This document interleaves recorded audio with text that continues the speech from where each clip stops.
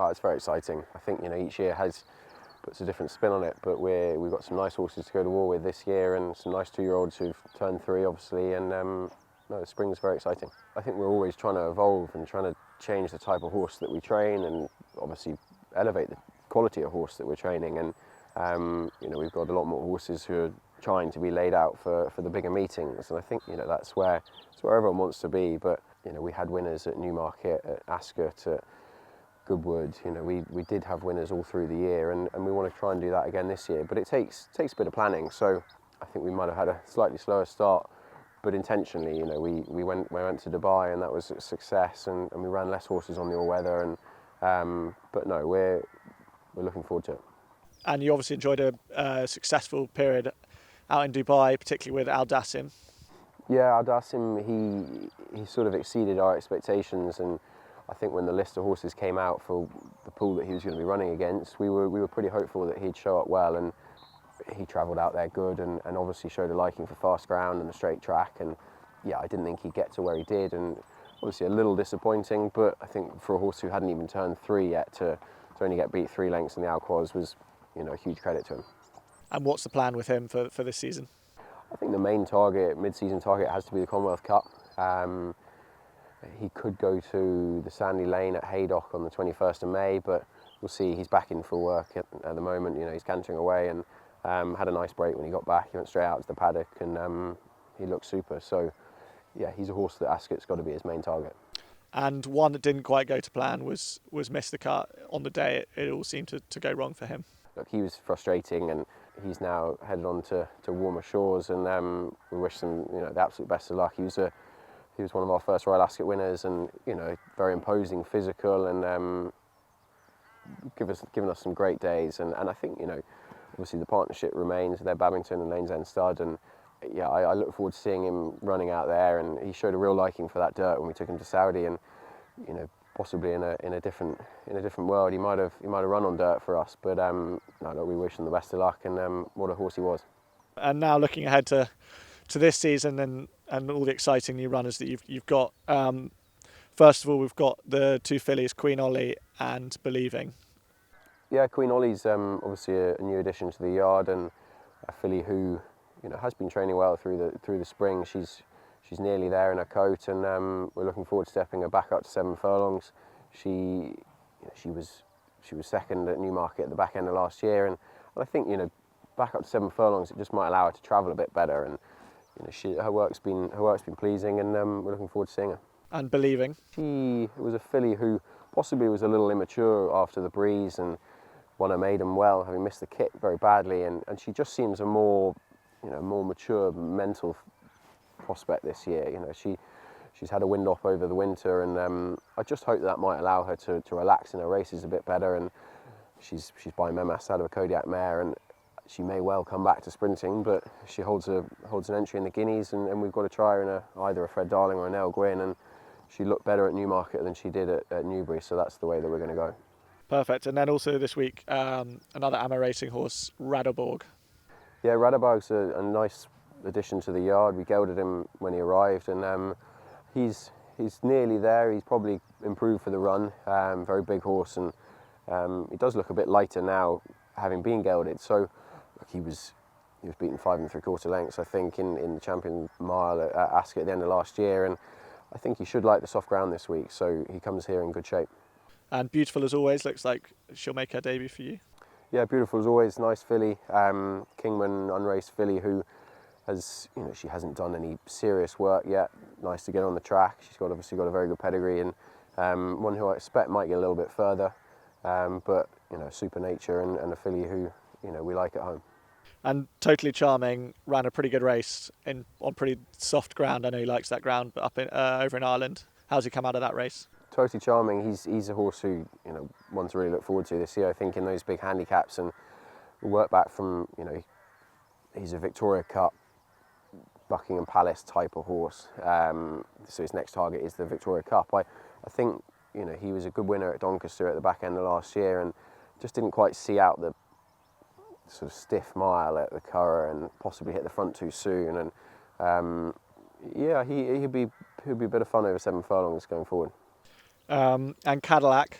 He's been gelded since the winter. The chance he could start in the Suffolk Stakes at the Guineas meeting here at Newmarket, and he was a very good second behind an impressive winner of Saibin Sarours at in the Wolferton last year, and that's been his aim for a long time. I think he's now a gelding and one who's shown a liking for the track, so we'd be mad not to sort of programme around that sort of race. Last year's 1,000 Guineas heroine, Cachet, we haven't seen her since the summer last year. How's she been? Cachet's been great. She missed quite a lot of work at the back end of last year, and obviously had a very busy time. She was now winning 2 Guineas, Royal Ascot, and with a filly of that quality, and they deserve the time, and it's great for Highclere to have a classic winner going on as a 4-year-old this year. And her target has been the Chartwell for some time, and we'll try and get her there. But I think the fillies races really start in earnest after Ascot, so we're in no immediate rush with her, but we'd love to get her to Lingfield. With this wet spring, we hope we might get a bit of better ground coming forward, and she's been training good and lots to look forward to. And she obviously won her Guineas over a mile, but the sort of suspicion is that the sort of 7 furlongs, perhaps even 6 furlongs, could also play to her strengths. I think so. Like she was obviously on fumes in the Guineas at the end, having made the gallop, which few have done, and I look forward to seeing her back in trip. I think it's possibly a little bit more of it's been made because I said I didn't want to go up in trip, but she was never going to go up in trip. So it could be a nice starting point for over 7, and she's likely to have entries in races like the Maurice de Geese and the 6 furlong race at Royal Ascot, and I think it just opens up more options for her. Fierce Estina won a Group 3 over in France. How's she been? What's the plan with her?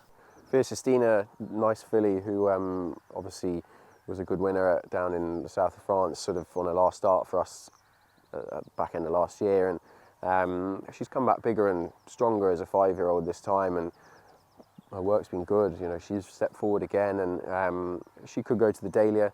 She's also entered in the Middleton at York, and I'd be favouring Newmarket. Her handicap win and then her Group 3 place there were 2 of her better figures on the track. So she's an exciting filly for the year. And All the King's Men?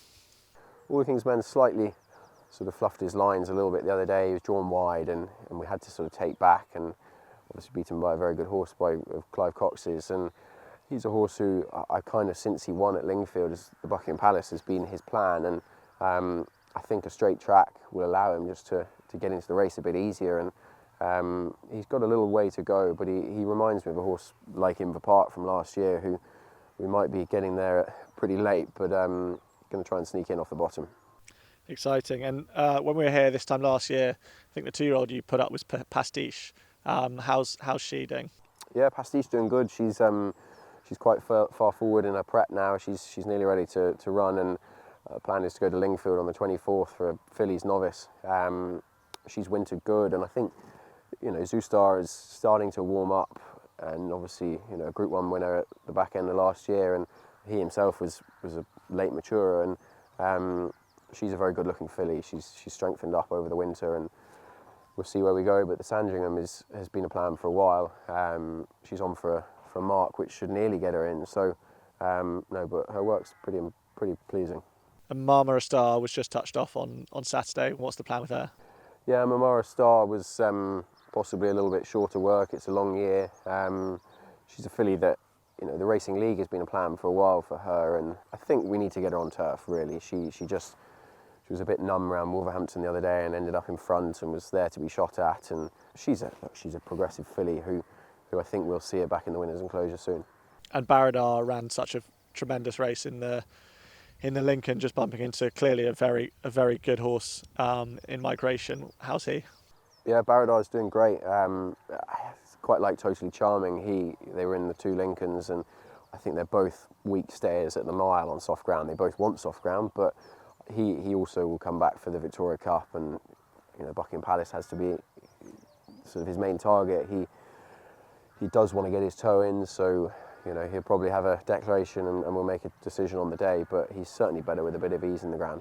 And Novation? Novation, nice 2-year-old Havana Grey brother to Novello, who has been showing up well. He's a big, strong horse, bigger type. Probably take a little bit more time than his brother. But yeah, lovely horse, Simon Munir and Isaac Swade owned, and it'd be nice to have a good one for them. And Perdika had a pretty busy winter. What's the plan with Perdika? Perdika, she was a little disappointing in the final at Newcastle, but I think in all honesty, she probably ran closer to her mark that she was before she went to Chantilly.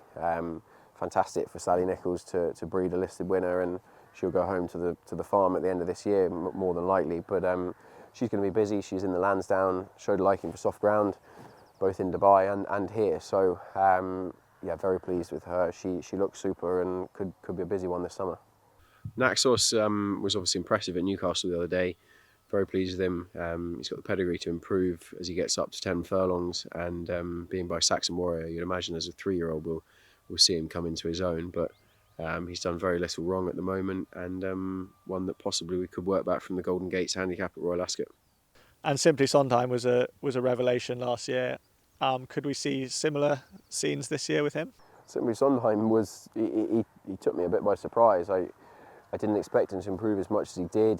He's not a flashy workhorse at all, and works considerably below his current mark, and probably saves it for the track. I hoped he'd run well on his return, and he certainly did. He won sort of cosily in the end, and the Duke of Edinburgh has been a bit of a lofty plan for him for a while, but his mark is getting up towards that sort of low 90s, and he could well run at Chelmsford this week, and should he win, he may be put away to Ascot. A 2-year-old that caught the eye on the gallops this morning was Soprano, very striking chestnut filly. What's she like? Yeah, Soprano's been doing super. Big filly, rangy filly, who I didn't really expect to be working in the early spring, and she's showing plenty at home at the moment by Star Spangled Banner, owned by Highclere, and one to look forward to. I was speaking to Harry the other day, and there's a plan possibly to go to the fillies race on 1,000 Guineas Day at Newmarket, and she seems to handle the dip pretty well, and it'd be great for them to have another filly that we can go to war with. And a horse that chased home missed the cut in the Golden Gates last year, Sun King. He is now in your care. Tell us about him. Yeah, Sun King, we bought him sort of halfway through the summer last year, and he was a horse for opulent thoroughbreds who, we want to try and turn up at the big occasions, and he's still got a bit of legwork to get into a Duke of Edinburgh, but he's been training good. He ran well at Kempton, and haven't really had the right race for him. He didn't get in the Rosebery, and yeah, we'll see him on the track pretty soon. He's fit and ready to go, and yeah, lovely horse by Galileo, who's likely to stay the 1.5 miles. Two more that we'll cover. Conquistador. Yeah, Conquistador was a Herworth Bloodstock purchase at the back end of last year, and has been a revelation since gelding and dropping back in trip. He's going to be laid out for the 5 furlong 3-year-old handicap at Ascot, and on recent runnings of the race, he looks like he should get in, and I think the stiff 5 there is just what he needs. So yeah, he's an exciting horse in the same ownership as Inver Park, who was a winner at Ascot last year. So the excitement is building for them. Military Medal, nice colt by Suyuni, who's showing up nicely at home. He's a big, strong horse who's just come back from a bit of a break and thrived for that. So he's a horse who I imagine we'll see in the sort of 7 furlong races when they start. But very imposing horse, and his work looks pretty good. An exciting bunch of horses, and just as a trainer, tell us about what it's like at this time of year. And are you thriving? Are you bouncing out of bed in the mornings? Yeah, I think if you're not at this time of the year, then probably in the wrong game. But no, we've got a nice number of horses to go to war with, and not a huge amount more than last year. We were pretty clinical at moving on horses who'd done their job or weren't up to it, and we'll try to remain that way. But no, we've got some lovely horses to look forward to, and we'll keep trying to find the next one. And if I were to push you for a 2-year-old, a 3-year-old, and an older horse to follow for this season, who would you have? I think the 2-year-old at the moment would be Soprano. She's obviously a very striking filly that we saw this morning, and she's still on the weak side, and to be doing what she's doing at the moment is very pleasing. Look forward to seeing her on the track pretty soon. Aldassim probably has to be the star of the show, having seen what we saw in Dubai, and he's tailor-made for fast ground this summer. Dropping back against his own age, I think is going to be a real key. His birthday only last week, so he's not a fully mature horse taking on those older horses. So look forward to seeing him against his own age. And Via Sestino would probably be the older horse outside of Cachet that we don't really know about yet. And she's done very well physically, and she'll have all the right entries, and hopefully we can take a big one out with her.